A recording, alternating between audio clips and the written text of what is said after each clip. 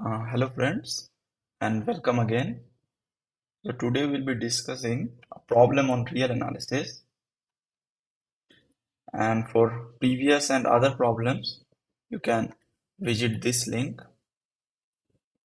Okay, and there are CSIR NET solutions also, and the link also provided with the description.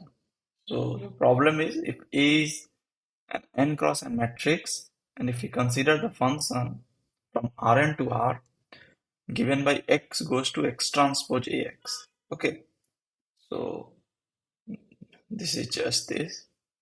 Then find the gradient of f.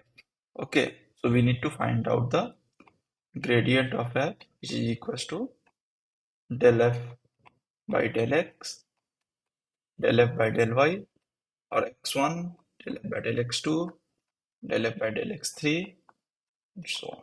Okay, so we need to find out the gradient of this function.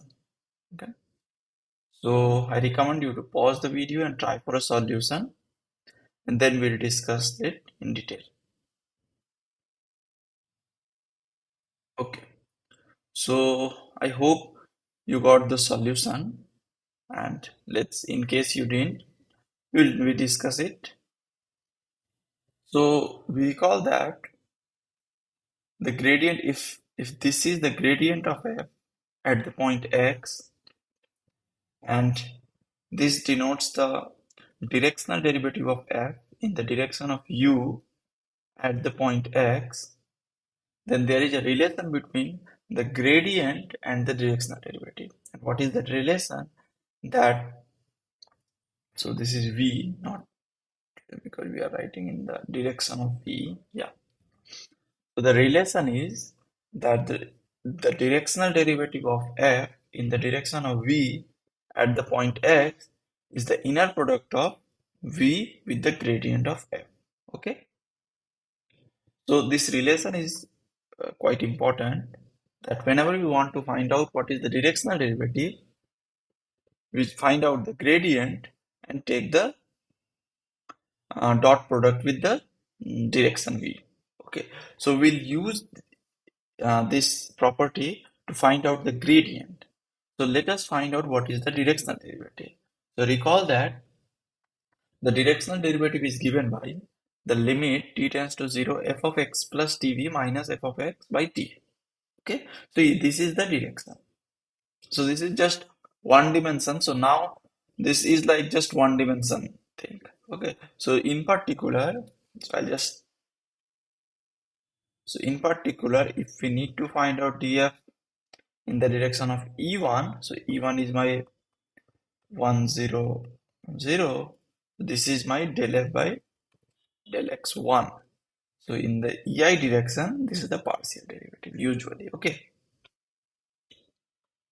Okay. So let's find out what is the value of the directional derivative of f in the direction of any arbitrary direction v. Okay. So for that we need to first compute what is f of x plus tv. So note that f of x plus tv is, what was f? So f of x was x transpose ax. Okay, so x plus tv transpose a times x plus tv. Expand this using the linearity of the transpose. So x transpose plus tv transpose ax plus tav, and this is nothing but x transpose ax plus t times x transpose av plus v transpose ax and plus t square v. So what is this? This is my f of x, and this is my t square f of, so it will be v transpose, yeah, f of v. Okay, and therefore we have this. Okay, so now we got f of x plus tv. So what is f of x plus tv minus f of x? This is equals to this thing. Okay, so that is what I am going to write. So f of x, so this will be getting cancelled. Now we'll have the t, so this t will be cancelled. Now if you take t limit t tends to 0, this has some t, so this will go into 0.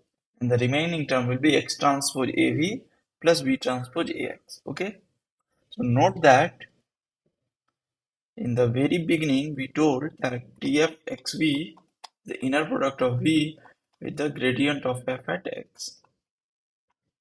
So we'll try to write down this as the inner product.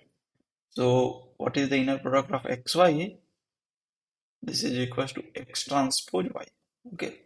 So this will be x transpose AV. This is the inner product of x and AV,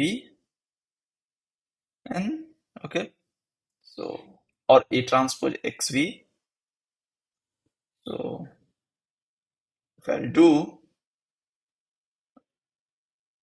so I'm writing this as x with AV or A transpose X with V. Okay, because what is this? This is A transpose X transpose V, that's X transpose AV. Okay, but that's same as A transpose, that's same as X AV. Okay, and this is, of course, this is VAX.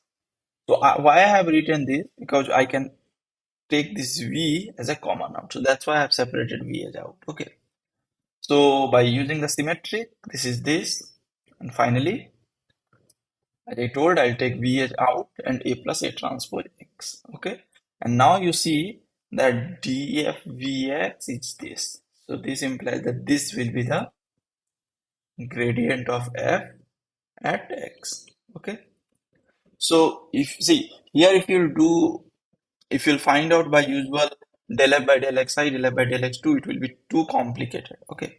So that's why we found it by this method, and this was very clean, and hence we have this. If you have any doubt, we can post in the comment box. I'll try to fix that. Okay.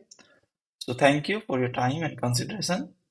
We'll meet again tomorrow for a new problem on complex analysis. Okay. Goodbye. Take care.